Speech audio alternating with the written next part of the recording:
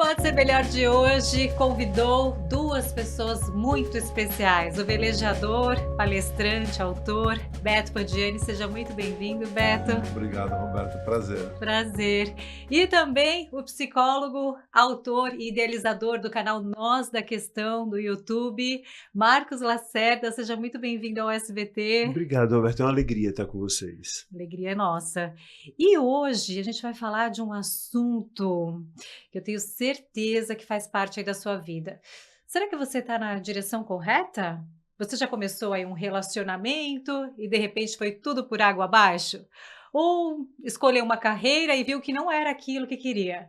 Bom, vamos começar então com o Beto. Beto, a sua história de vida é incrível, muitas aventuras, muita coisa para falar aqui, mas eu quero que você comece com esse aprendizado, né? Que eu soube aí por um vídeo seu do Instagram, depois vocês correm lá no Instagram do Beto, que esse é um dos maiores medos de um velejador, quando você acha que você está no caminho certo e aí de repente tem uma pedra no caminho ou algo inesperado. Conta aí pra gente.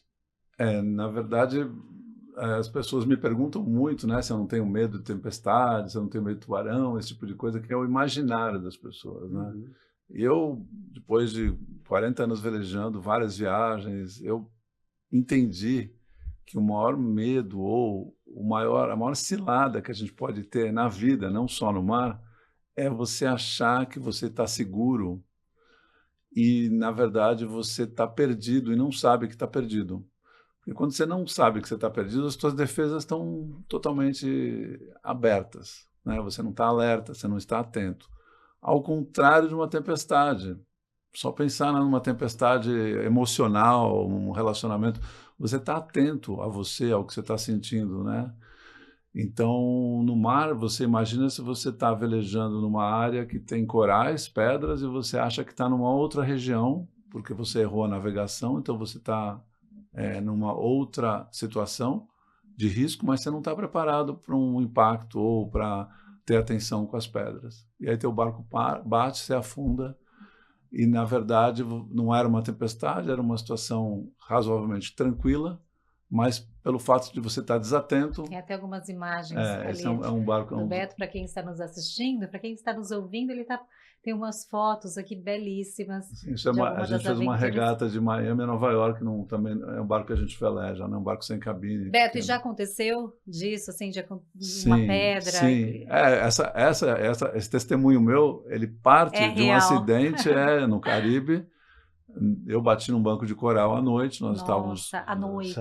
E o barco quase afundou e foi uma desatenção. Não era uma situação, teoricamente, de alto risco, mas era uma situação onde a gente se distraiu e furamos alguns... O barco afundou? Não afundou, porque tem 2 cascos, ele já é preparado para isso, né? Então, cada casco tem 5 divisões, então se bater, entra água só em 1/5 do volume de um casco, então ele não vai afundar. Mas foi uma situação super, né? E foi uma grande lição, foi na primeira viagem, foi em 94. Depois disso aconteceram outras viagens, eu fui para a Antártica num barco como vocês viram aqui, né? A gente atravessou o Drake, a única vez que um barco sem cabine chegou na Antártica, todo mundo achava que nós íamos desaparecer no oceano, que nós éramos loucos, mas não, a gente passou 2 anos estudando, e quando a gente cruzou o Drake, né, que é essa passagem da América do Sul para a Antártica, nós cruzamos preparados, atentos, conectados, com 2 centros de meteorologia nos ajudando. Poderia dar errado, sim, mas nós estávamos conscientes, né? Então, olha só os lugares. E a cada aventura, mais aprendizados, né? Cada viagem, aventura mora em São Paulo. Entendi. Então, mas a questão é essa, né? A segurança é uma coisa muito relativa, né? Porque a gente vai falar muito aqui sobre medo, porque eu acho que o Marcos tem muito a falar, né? Como psicólogo, né? Deve atender muitas pessoas, deve ter o próprio histórico, a sua própria vivência, mas é relativo, porque quando você está dentro de um propósito, você não sente medo. Porque você sente que você está, vamos dizer, no fluxo. As coisas estão acontecendo para colaborar, né, para que as coisas deem certo, e você sente que as coisas estão acontecendo. A gente sabe quando a gente está numa maré favorável, né, na vida. E como é que você vai sentir medo? né? Se você tem uma ideia, um ideal, se você tem um ponto a chegar, um objetivo, os percalços, eles são muito mais bem-vindos, vamos dizer assim, do que aqueles que você está num momento da tua vida que você está muito mental, que você está inseguro, que você não sabe o teu propósito. Aí sim você vai ter insegurança e medo, né? Não Tá. propriamente de algo objetivo. Mas, Marcos, o Beto, ele usa desses desafios como um motivador para uma próxima viagem. Não é aventura, eu digo, uma próxima viagem. Muitas pessoas não são resilientes assim, né? Acontece qualquer tipo de problema, né? Todo mundo passa. Como ser resiliente assim? Tem algo que a gente pode fazer para aprender com a história do Beto, por exemplo? Eu acho que o que a história de Beto traz é muito interessante e que quem consegue isso consegue ser resiliente, que é parar com a fantasia do controle. A gente sempre acredita que controla as coisas. A gente não controla. A gente acha que sabe como é que o dia da gente começa e como é que vai terminar. Pode coincidir de ser como eu estou pensando, mas basta o pneu do carro furar. Basta eu torcer o pé e tudo vai ser diferente do que eu pensei. Eu não tenho controle. E quando a gente se entrega ao descontrole da vida nesse sentido, aí a coisa fica, a gente se torna mais resiliente. E aí a história do Beto também traz uma coisa interessante, que é a questão do medo. E aí a gente começa a perceber que o medo é muito mais fóbico. Ou seja, eu sinto medo quando eu posso. Quando eu não posso sentir medo, eu não sinto. Olha, é mesmo, né? O medo é absolutamente fóbico. Se você estiver num avião, turbulência não, porque você sabe que turbulência nada vai acontecer, as pessoas podem gritar, mais ou menos. Mas se o piloto disser, olha, o avião está com um problema e nós vamos fazer um pouso de emergência, vai ficar todo mundo em silêncio, vai ter gente chorando baixinho, gente rezando, mas não é possível se desesperar neste momento. Se o avião aterrissar e todos sobreviverem, aí sim, aí você vai ter gente gritando, gente desmaiando, gente passando mal, porque agora eu posso ter medo. Quando você tiver com medo, você está em segurança. Porque a gente só tem medo quando pode. Quando ele esbarra numa pedra à noite, bom, é o seguinte, eu tenho que resolver isso aqui. Tem que agir. Eu tenho que fazer. Não dá para ter medo. Ele pode ter tido medo depois. Quando ele começou a pensar em tudo o que poderia ter acontecido. Mas na hora ele tem que resolver. Então a gente precisa aprender primeiro, eu não tenho controle das coisas. Sim, haverá, sempre eu vou encontrar pedras no meu caminho, pedras que eu não espero encontrar. E sim, eu preciso aprender a me reinventar. Sobrevive quem se adapta. Então, acho que essa é a grande lição que Beto deixa. Sobrevive quem se adapta. Ótima história. Ele falou de uma coisa que aconteceu exatamente dessa forma que você descreve, Marcos, na primeira viagem, né, a Miami-Ilhabela, que eu estava contando aqui, durou 289 dias. Nossa. E a gente tem um planejamento, né? Até porque o barco à vela, ele tem as estações do ano, a gente não pode ficar muito tempo num lugar que vai vir uma época do furacão, a gente tem que seguir um cronograma, né? E o barco quebrava muito, obviamente, porque não é um barco para fazer esse tipo de coisa. E eu, virginiano, super metódico, planejador, ficava completamente contrariado. Pô, o barco caiu o mastro, agora essa peça vai demorar uma semana para chegar no Caribe, precisa chamar na Califórnia. Bom, e eu, primeiro mês da viagem, vários dias eu fiquei de mau humor, assim, no final do dia. Eu falei, pô, eu lutei tanto para estar aqui, eu não posso estragar minha viagem, né? Não é possível, né? E eu comecei a falar que eu vou relaxar quando quebrar o barco, né?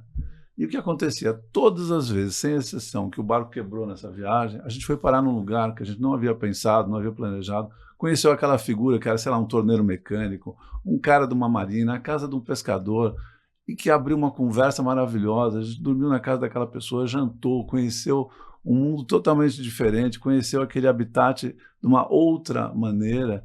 E aí eu entendi que a verdadeira viagem da vida e daquela viagem entre trópicos, ela não acontecia no planejamento, ela acontecia no imponderável. E aí eu relaxei, aí eu entreguei. Quando eu entreguei, quando o barco quebrava, eu já falava assim, aonde é que eu vou parar hoje? Quem que eu vou conhecer? Eu preciso aprender agora. Então, o que é que o imprevisto tem para me ensinar? Exatamente. Porque quando a gente tenta controlar muito, a gente perde o aprendizado do imprevisto. E a nossa vida é absolutamente feita de imprevistos. Alguns bons, outros não tão bons, mas eu costumo dizer que o bom da vida é a chance da surpresa. E a vida sempre traz surpresas. Algumas boas, outras nem tanto, mas traz surpresas. Então confie e espera a surpresa.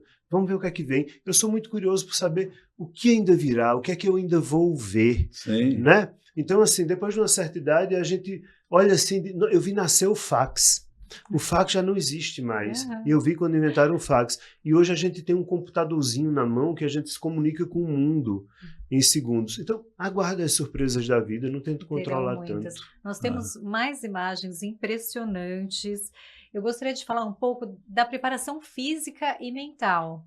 Como que é para conseguir enfrentar, né?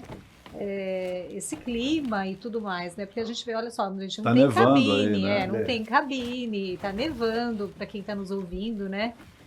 E aí, Beto, como que lidar com o frio do Alasca? Essa viagem foi a 8ª, né, Roberto? Então eu já venho, vamos dizer assim, aí quando acabou o vento a gente tem um sistema de pedal, que a gente gira um hélice, né, e o barco anda. Mas a 8ª viagem, né, ela foi, vamos dizer assim, o resultado de uma evolução de aprendizados. Jamais poderia ter sido a primeira, né? A primeira foi Miami-Ilhabela. Quanto tempo você ficou nessa última viagem? Essa foi uma viagem de 100 dias, foi mais ou menos rápida, né? Perto das outras, né? 100 dias. O que são 100 dias, não é? O que são 100 dias. Gente. Mas eu posso dizer uma coisa para vocês, uma coisa que eu olho assim com uma extrema atenção sobre esses aprendizados dessa viagem, das viagens. Porque se você falar assim para mim, num ano que não teve uma viagem, o que você fez em fevereiro de 2015? Eu não vou lembrar. Mas se você falar o que você fez em fevereiro de 2013, eu sei, eu estava no Atlântico, estava saindo da África do Sul para ir para a Ilhabela. As viagens são marcos, são como uma outra vida que eu tive paralela à minha vida, vamos dizer, como paulistano. Então eu lembro de todas as datas, dos encontros, do que eu vi, do desenho de uma costa, de um farol que eu avistei. Elas são tão intensas, porque tem um aspecto interessante. Quando você está num lugar como esse aqui, que você não tem WhatsApp, que você não tem jornal, que você não tem notícia ruim, que você não tem absolutamente nada, você está muito mais próximo do sentir do que do pensar. Em São Paulo, a gente está muito mais distante do sentir e muito mais próximo do pensar. Não que a gente não sinta, a gente sente todo o tempo. Talvez ele fale mais sobre isso, mas a gente não presta atenção no que ele está sentindo, porque o pensar é muito estímulo, né? Eu entro aqui, vejo um carro, converso com você, não sei o quê. Eu não tô, né? Depois de um tempo, talvez eu fale, na hora que eu conheci a Roberta, senti uma coisa legal, ou o diretor, mas na hora a gente não presta atenção. E quantas coisas a gente perde? Na viagem, a gente está pleno, porque a gente simplesmente está no presente. Isso é viver com atenção plena. Mas o que o Beto está dizendo é uma coisa curiosa. Nós vivemos no piloto automático. Sim. E o que ele está dizendo é, nesses momentos eu saio do piloto automático, aí eu registro. E é fácil de você perceber isso se as pessoas fizerem. Tem uma coisa simples que você pode fazer que é muito interessante. Você dirige todo dia um determinado percurso para ir para o seu trabalho, para algum lugar. Você não vê as coisas que estão ao seu redor.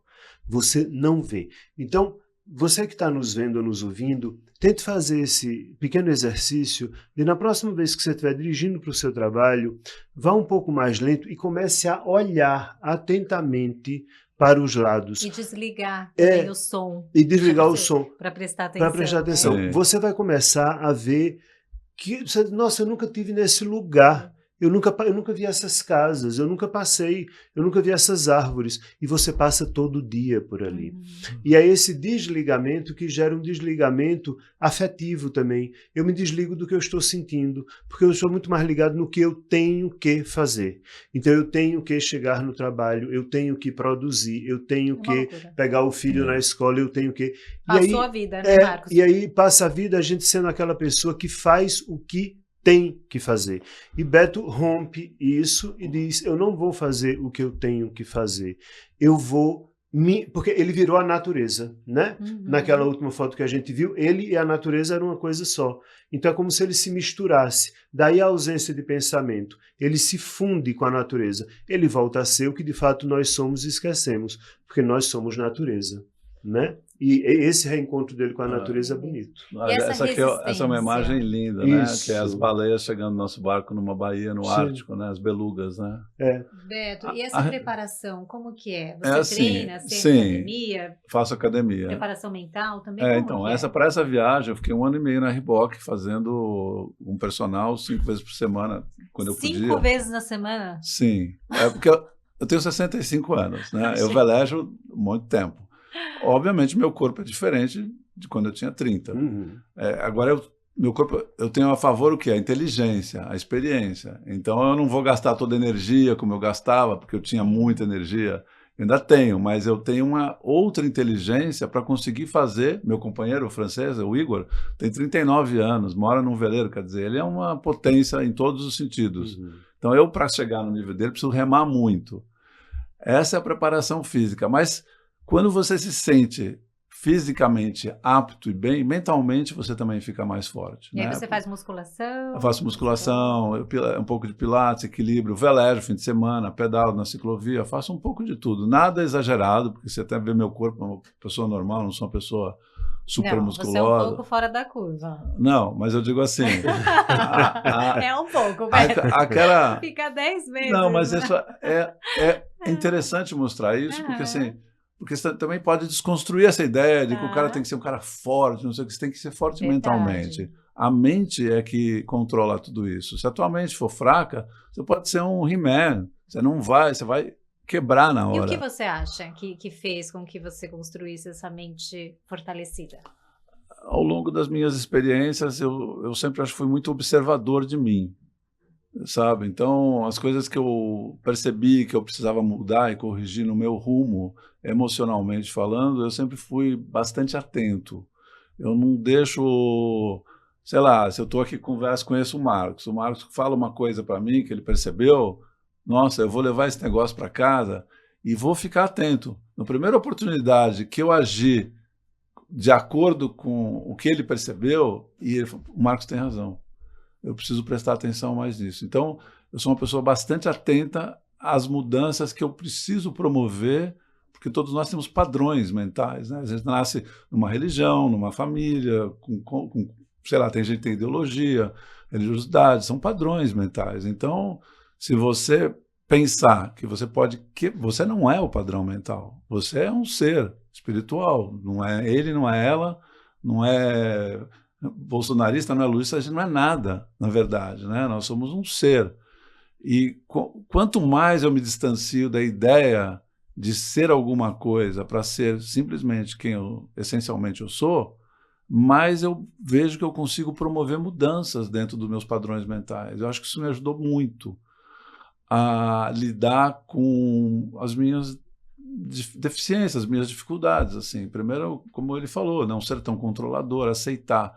E a partir disso você começa a reconstruir, ou na verdade, encontrar quem verdadeiramente é. A gente é Tem uma coisa que eu já escrevi diversas vezes, como é que eu ia descobrir as minhas qualidades se eu não pegasse uma tempestade? Na vida ou no mar. Porque tem recursos que eu tenho certeza que você tem, o Márcio, como qualquer ser humano, que estão lá no fundo, como se fosse uma gavetinha que a gente não mexeu, que eles precisam ser despertos para resgatados, aparecer. É isso, Márcio? Mas aí Beto traz uma coisa curiosa também, que o que ele está falando no final das contas é respeite o seu ritmo. E o seu ritmo muda. E a gente tende a não respeitar isso. Então, quando ele diz, eu sou um homem de mais de 60 anos e eu já não faço coisas que eu fazia quando eu tinha 30, ele está adaptando as possibilidades dele à questão física dele. Óbvio, os reflexos, a força, isso muda com o tempo. E todo mundo tem que fazer isso, né? Mas aí nós não queremos envelhecer. Tá. Vivemos a cultura do não envelhecimento, porque não sabemos adaptar ritmo.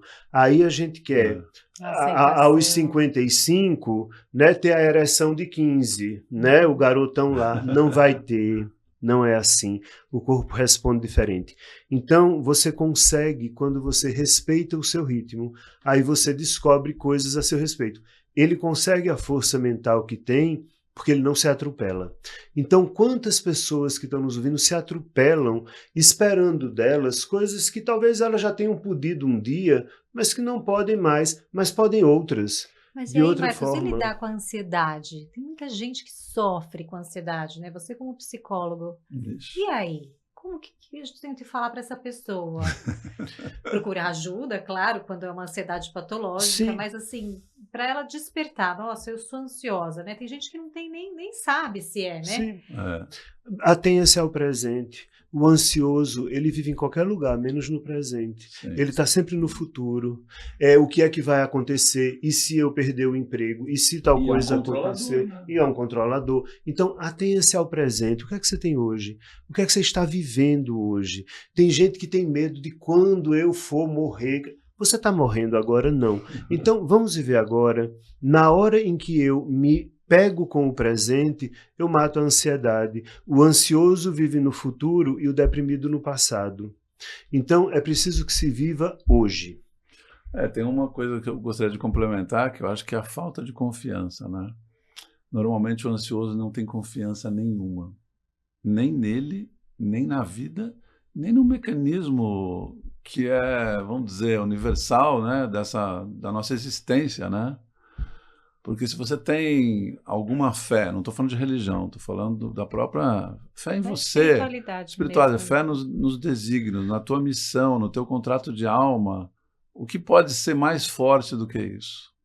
Né? Então, lógico, a gente veio para um planeta que, pelo amor de Deus, a emoção 24 horas por dia, mas são escolhas, né? Não, a gente tem que pensar que falta muito, eu vejo assim, não vou falar porque eu moro no Brasil, mas eu vou falar do brasileiro. O brasileiro, culturalmente, não é um povo que gosta de se autorresponsabilizar. Você vê pela política, né? Acusação e tal. Todo mundo vai fazer passeata na Paulista por direitos, mas eu nunca vi uma passeata por deveres. Não existe direito sem deveres. Tem que ter um equilíbrio nas coisas, né? No nosso barco, o Igor e eu, nós temos um código de relacionamento maravilhoso no nosso barco. Nós só temos deveres. Primeiro que na natureza, que direito eu posso ter diante do vento, do mar? Nenhum. A natureza ela é dura, mas as regras são claras. Então isso é muito bom, porque você sabe qual que é a regra do jogo. Então não tem reclamação, não tem mimimi, não tem vitimização. A gente está lá porque nós escolhemos estar lá. No dia que tem um mau tempo, a gente vai ficar enjoado, cansado, sem dormir, eu não vou falar para o Igor assim, pô, o que a gente está fazendo aqui? Você está louco, trabalhamos 2 anos para estar aqui, vai passar, temos que aguentar, faz parte. Você vai atravessar o oceano, vai ter um dia lindo, vai ter um dia de mau tempo, vai ter um dia chato, vai ter um dia que vai ver uma baleia, que você vai ficar emocionado, mas a autorresponsabilização é a base de toda mudança. Se você não se responsabilizar, você vira uma pessoa que julga o tempo todo, que acusa o tempo todo, que não aceita o tempo todo, que manipula, e acaba virando ansioso, né? Autorresponsabilidade, hein, mas isso que o Beto está dizendo também é interessante, porque as pessoas estão muito acostumadas a procurar as questões dela no outro. Então, eu estou sofrendo porque o meu marido me faz sofrer, porque a minha esposa me faz sofrer, porque o meu chefe me faz sofrer. Essas pessoas podem até não ser boas mesmo, mas qual é a minha parcela nisso tudo? Porque o que o Beto está dizendo é, você vai sofrer. A natureza traz sofrimento, traz imprevisto e também traz emoção, como ver uma baleia, também traz coisas boas. Agora, a gente vive a cultura do ninguém pode mais sofrer, ninguém pode mais se contrariar, ninguém pode mais passar por nada, que eu quero um comprimido que faça com que eu não sofra. Evidentemente, os remédios existem, precisam ser usados da forma correta e no momento correto, mas não para que eu pare de sofrer, mas para que eu aprenda com este sofrimento. Então, quando ele está enjoado no meio do mar, ele aprende o valor que teve, todo o planejamento que ele fez durante 2 anos para ter aquilo. E para ter as benesses disso que ele fez, sim, ele vai enjoar muito, sim, a mão dele provavelmente vai sangrar em alguns momentos, sim, muita coisa vai acontecer. Agora, ele escolheu, a escolha dele. Então, e ele se responsabiliza por isso. É isso que ele está dizendo no final das contas. Então, se seu casamento está ruim, se sua relação está ruim, responsabilize-se por isso. Porque você está nisso por uma escolha, em muitas medidas, sua. Às vezes até inconsciente. Né? Às vezes até inconsciente. Marcos, você é autor de 3 sucessos. Amar, Desamar e Amar de Novo. Se eu estiver errado, você me corrige. Amar e ser livre é possível. E amar-se, uma viagem em busca de si mesmo. Uhum. Então, para isso, eu trouxe aqui uma pergunta sobre relacionamento. Vocês podem colocar o fone. Tem muitas pessoas que têm muitas dúvidas para o Uhum. Marcos. Vamos ver. Marcos, eu tenho uma amiga que está enrolada com o crush dela há 15 anos. Eles namoraram por 2 anos, os 2 últimos anos, mas agora não sabem se querem continuar juntos. Você acha que esse relacionamento vai para frente? O que eu acho interessante é que é sempre uma amiga, uma prima, nunca é a pessoa. Eu tenho uma amiga, eu tenho uma prima, e o que essa pessoa está me pedindo é a certeza. E a certeza não existe. Agora, a questão não é se vai para frente ou não vai para frente. A questão é, isso está me fazendo feliz? A ideia de um relacionamento é que ele coloque asas nas minhas costas e não uma bola de ferro nos meus pés. Eu preciso me perguntar se nós estamos nos fazendo pessoas melhores. Se nós estivermos nos fazendo seres humanos melhores, essa relação vale a pena ser pelo menos pensada. Se não, não. Até porque as pessoas ficam presas a uma coisa que é muito romântica, mas é muito boba. A ideia de que nós nos amamos. Amar é um aspecto da relação. Eu posso amar muito uma pessoa, eu posso ser muito amado por essa pessoa e definitivamente a gente não funcionar bem junto. Embora nós nos amemos, talvez porque tenhamos valores muito diferentes ou tenhamos projetos de vida muito diferentes, amar não é suficiente. Agora a questão é, o que eu estou vivendo me melhora ou me piora enquanto ser humano? E tendo essa resposta, faça suas escolhas. Eu acho muito difícil, porque tem muita gente que está na tal zona de conforto, né? É. Relacionamento, exatamente, casamento, É. filhos. Você sabe que eu tenho uma teoria inversa para isso, né? Tá.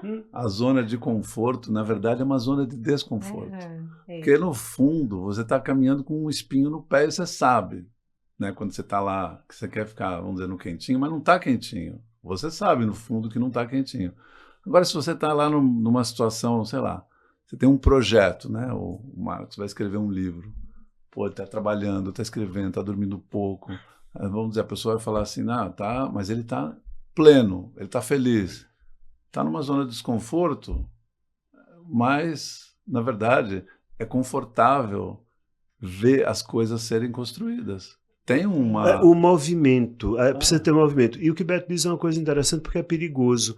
Se eu ando muito tempo com um espinho no pé, eu me acostumo. E aquela dor passa a ser costumeira e eu começo a achar a dor normal. E a dor não é normal. A dor é um sinal de que algo está errado. E aí eu começo a ignorar isso sistematicamente e aí eu começo a adoecer. Eu começo a me infeccionar, me infectar. Aquele espinho começa a ter um outro peso na minha vida. Mas isso que Beto diz é verdade. O que ele está dizendo é saúde é movimento.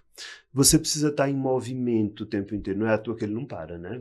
Então, saúde é movimento. Porque a vida é dinâmica.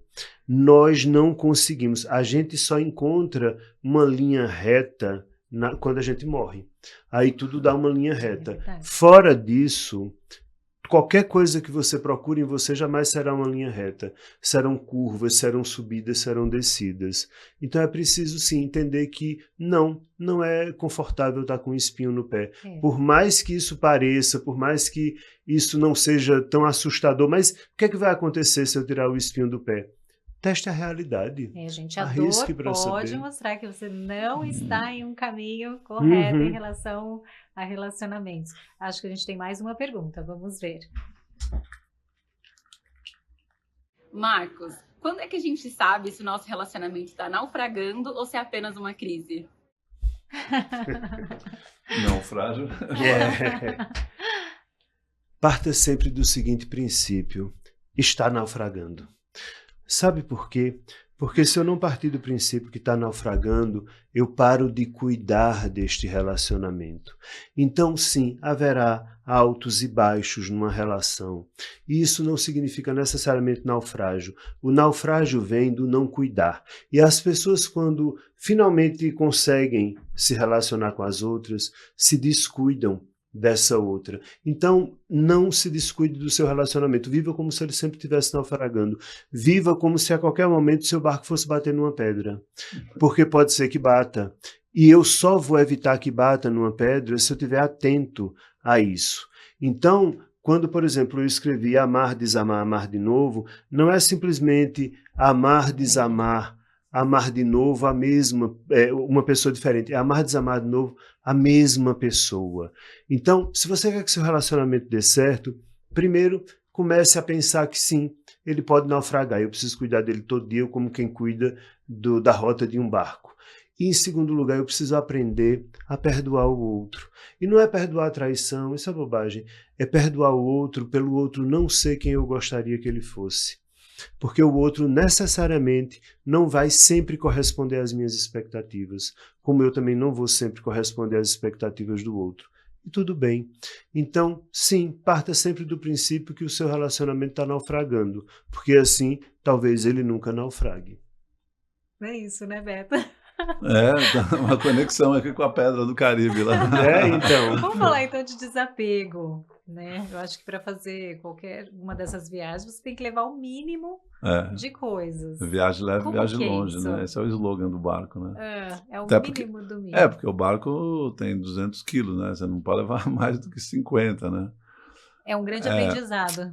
Isso aconteceu na primeira viagem, né? Eu estava contando, a gente saiu de Miami com 125 quilos em cada barco, e eram 2 barcos, né? E nós chegamos em Ilhabela 10 meses praticamente depois com 55 quilos, ou seja, nós tiramos 75 quilos, desculpa, nós tiramos 110 quilos dos 2 barcos ao longo da viagem.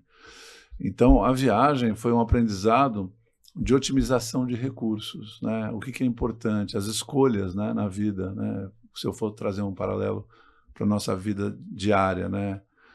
E daí veio o conceito, né? Viagem leve, viagem longe, porque viagem leve, viagem longe. Se você quanto mais leve você está, mais longe você vai. Para o barco, para o corpo físico, para a alma, para o mundo corporativo, emocionalmente, né? Porque a gente está numa longa viagem. Se a gente coloca na nossa mochilinha, vamos dizer, ressentimentos, mágoa, medo, essas coisas pesam demais, né? Então, a tua viagem, ela fica mais lenta, ela fica mais sofrida, né? A mesma coisa, pega um carro e põe muito peso nele, ele vai quebrar, né? Então, foi interessante, porque a partir dessa observação, de saber que quanto mais leve você vai mais longe, veio uma pergunta quando eu cheguei em Ilhabela, né? 289 dias depois, que eu fiz para mim. Falar, onde mais eu posso ir tão longe com tão pouco? Então, hoje, quando eu faço uma palestra numa empresa, normalmente eu fecho uma das falas sempre assim: nós podemos ir muito mais longe do que imaginamos, com muito menos do que sonhamos. Essa é uma base para todos os aspectos da sua vida, porque existe uma questão que eu observo que está muito presa assim, na mente humana, que é a capacidade que a gente tem de nos minarmos. E a gente sempre, o Marcos até pouco falou algo relativo a isso, que a gente sempre a gente acusa o outro e também a gente encontra uma justificativa para os nossos fracassos, né? Não, eu não posso porque eu não tenho dinheiro para fazer a faculdade, eu não tenho isso porque eu não tenho aquilo. Na verdade, a condição que a gente nasce, é também uma escolha, um certo nível, né? E a dificuldade, né, uma vez que eu lido com a dificuldade, porque, né, claramente um barco como esse tem muita dificuldade, ela é uma escolha, mas ela é um impulso para você construir algo extremamente valioso, que é uma trajetória única, né? Se você pensar, todos nós temos uma trajetória única, né? Você está hoje aqui num grupo de comunicação, mas se você olhar para trás, a tua trajetória para te trazer aqui, quantas coisas você abriu mão no caminho, você teve que viajar leve para chegar aqui. E se você quiser continuar a sua viagem... mesmo de algumas coisas, né? Porque a gente quer muitas coisas, né? Sim. É isso mesmo, Marcos? O excesso nos atrapalha quando a gente mas sucesso. Eu gosto do que o Beto está dizendo, porque, na verdade, o que ele está dizendo é: você não manda muito nas coisas, mas você manda no que você escolhe levar. Isso objetivamente e subjetivamente. Tem uma historinha ilustrativa que eu gosto muito, que eram 2 gêmeos que tiveram um pai horroroso, um pai com problemas com álcool, que espancava eles, enfim, era um inferno a vida dos 2. E aí um deles virou um marginal, acabou sendo preso, enfim, se drogando, virou marginal. E o outro virou um homem de sucesso, um grande executivo. E aí alguém foi então falar com os 2 separadamente e um perguntou ao que estava no presídio: mas escuta, por que você está nessa situação? Ele disse: e o que mais eu poderia ter sido com aquele pai? Com aquele pai que me batia, que bebia, que barbarizava minha mãe? Que outra vida eu poderia ter tido? Foram entrevistar o outro que teve sucesso. E ele disse: o que mais eu poderia ter sido com aquele pai?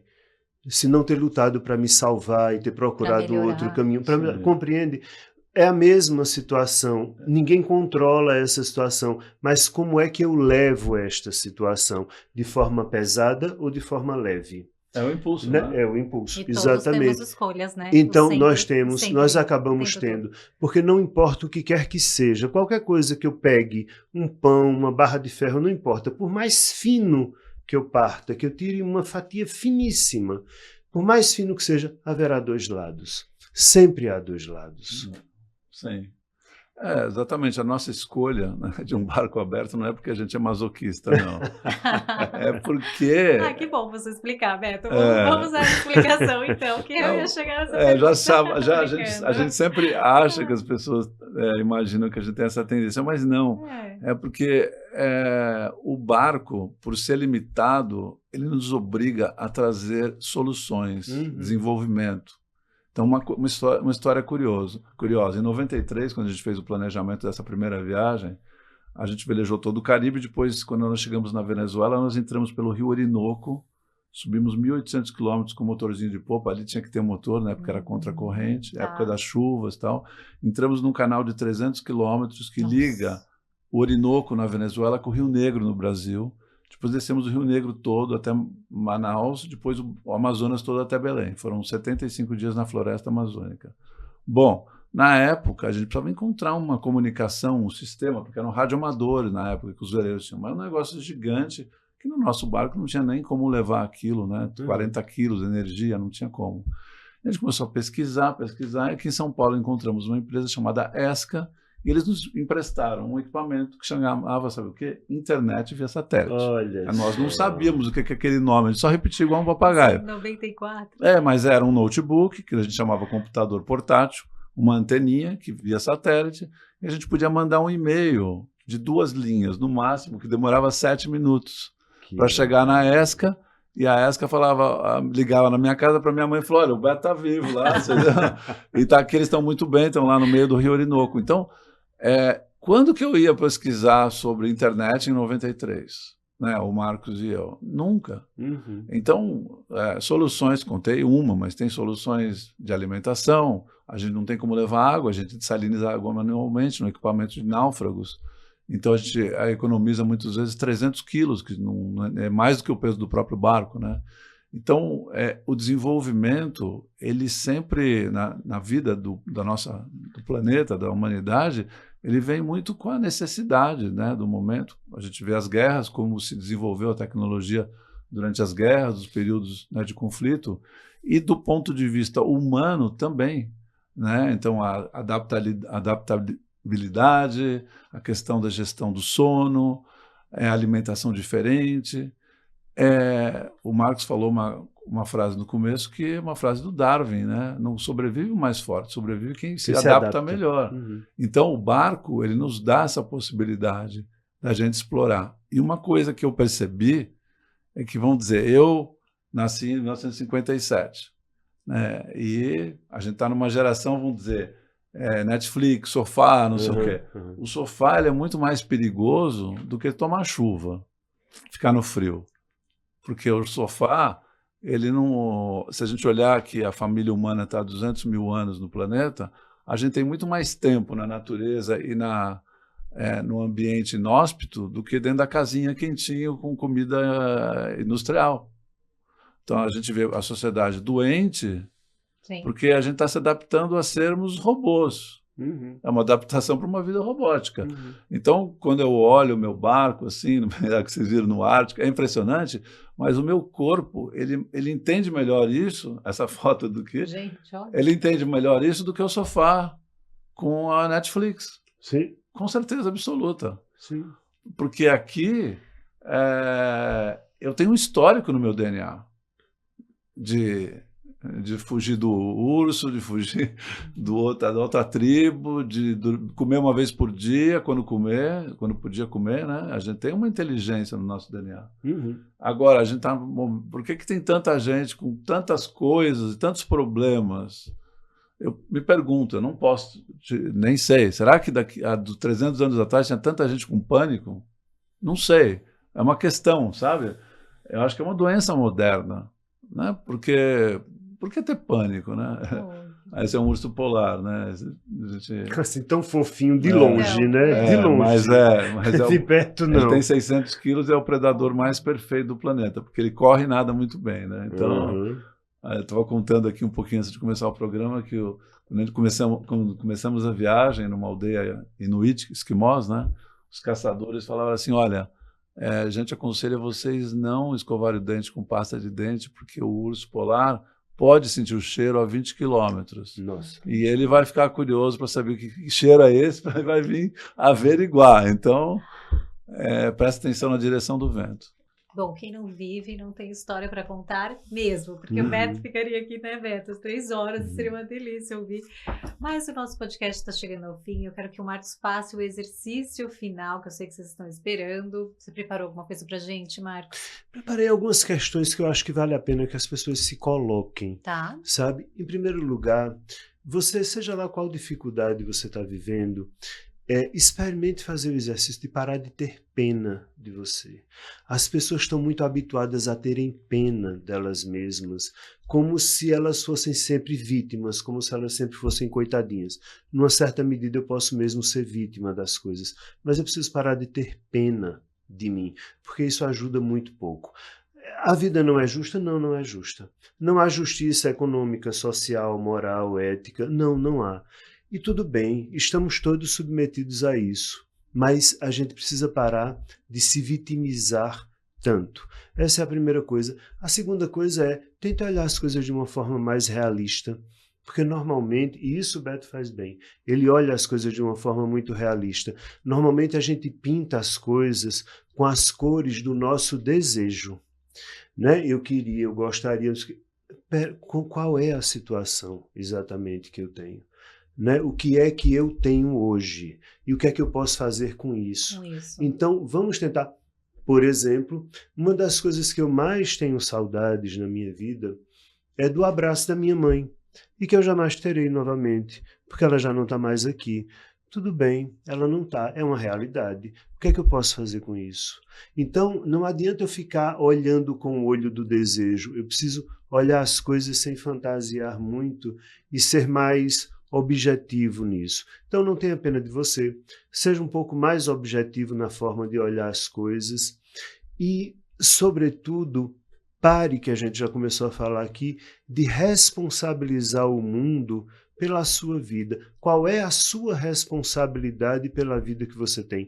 Pare de procurar a resposta fora de você, porque a resposta sempre estará dentro de você. Sabe por quê? Porque só quem sabe o que é melhor para você é você. E é isso que o Beto está dizendo quando fala que está no DNA dele saber como lidar com isso ou com aquilo, porque está mesmo no nosso DNA. Agora, a questão é, eu sigo o que eu sinto ou eu sigo o que me disseram que eu deveria sentir? E muitas vezes a gente segue o que ensinaram a gente. Então, eu acho que se você segue esses pontos que eu dei, você vai ser uma pessoa muito mais livre. E, sobretudo, entendendo que ser livre não é fazer o que eu quero, na hora que eu quero, do jeito que eu quero. É escolher em qual jaula eu quero estar preso. Né? Essa é a verdadeira liberdade. Porque sempre haverá uma jaula. Agora, eu estou na jaula que eu quero estar, ou eu estou na jaula que a minha família colocou, que a sociedade mandou eu ficar, que os costumes disseram que eu deveria estar. A gente escolhe as nossas. Quando a gente olha para Beto no meio do oceano, que parece que está no meio do nada, ele se sente absolutamente integrado a ele mesmo e a gente se sente assustado. Mas por que ele está integrado? Porque ele está na jaula que ele escolheu. E essa jaula chamada oceano foi uma escolha dele. Aliás, todo mundo, muita gente provavelmente, hoje não porque deu certo, mas muita gente deve ter dito, rapaz, não faz isso, que tu vai se dar mal, né? Porque quando a gente vai fazer uma coisa, é o seguinte, se der errado, todo mundo avisou que ia dar errado. Também, o que devem rotular. Eu sou um especialista, sabe do quê? De quarentena. Quando começou a pandemia... você já estava em quarentena. Eu escrevi um texto, é verdade. Você sabe que o meu Instagram começou a crescer depois desse texto, porque eu fiz um relato para todo mundo. Porque eu já senti que essa travessia ia ser longa. Porque o barco à vela tem uma coisa interessante. A gente tem data de saída, mas não tem de chegada. Como é que a gente vai saber? O vento é imprevisível, né? E eu senti que a pandemia era isso. A gente não tinha data de chegada. Eu falei, gente, eu vou fazer um texto colocando alguns pontos para as pessoas ficarem atentas, porque a maior, vamos dizer, cilada que a gente pode aprontar para a gente é criar uma expectativa. Você fala, vou chegar a tal dia. Se não chegar, você vai ficar frustrado. A pandemia vai acabar em junho. E se não acabar? O que você vai fazer com você em junho? Né? E foi o que aconteceu. A gente foi vendo, o negócio foi prolongando, as pessoas foram ficando deprimidas. Porque elas criaram uma expectativa. Quer dizer, esse foi um dos aspectos, tem outros aspectos. Sim, né? Sim. Mas o fato de eu ter ficado muito tempo comigo me ajudou demais. Porque quando começou a pandemia, eu falei, bom, estou aqui no meu barco, né? O que eu preciso para o meu barco fazer a travessia segura? Já estava acostumado. A primeira coisa é cuidar daqui, ó, da minha mente. Entende o que eu disse no começo? É um exercício de seja realista, olhe de forma realista para as coisas, sem pintar, amanhã tudo estará resolvido. Essas 3 perguntas ou são amanhã essenciais para a gente saber se estamos no caminho realmente que devemos estar. Eu gostaria muito de agradecer a presença de vocês dois. Marcos, os seus livros, eu vou mostrar aqui para o pessoal, Amar-se, uma viagem em busca de si mesmo. Esse é o seu último livro. Não, o último é o Amar e Ser Livre é Possível. Esse aqui, o último gente. Mais recente. O mais recente, é verdade. Amar e Ser Livre é Possível. Esse aqui eu já li. Amar, Desamar e Amar de Novo. Você sabe que eu tenho um livro publicado, né? Você também tem, 7. É verdade. Então, O Mar é Minha Terra, eu recomendo. Peraí que a gente já vai passar todas as, as propagandas para o pessoal também te seguir. Marcos, quais são suas redes sociais? Onde que o pessoal te encontra? Vai no YouTube, procura o canal Nós da Questão, que aí você vai ter um monte de vídeo falando sobre muitos temas. Vão mesmo. Vou segui-lo. Que bom. Segui-lo não, acompanhá-lo. E você, Beto? Fale dos seus livros também, como que a gente encontra. Seu Instagram também é cheio de boas reflexões e de conhecimento. Meu Instagram é Beto Pandiani. A partir de lá tem o Linktree, que é aquela na bio, né? Um link. Lá e aparece sai todos os meus canais, YouTube, LinkedIn, Flickr, os livros das editoras. É tanta coisa que eu até esqueço. Assim. Muita história e muito aprendizado. Muito obrigada. Quero muito agradecer mesmo. Obrigada a você pelo carinho. Eu ficaria aqui mais 3 horas, com certeza. Mas agora é hora da foto. A gente olha ali. Vamos lá.